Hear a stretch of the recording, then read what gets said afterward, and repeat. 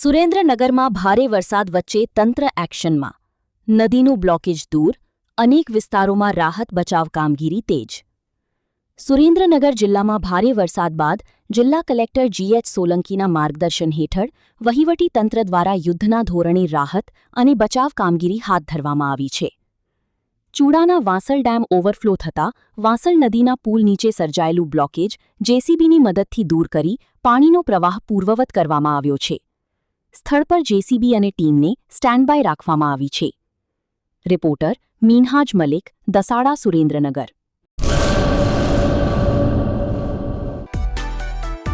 માં motor driving, safe and sure driving.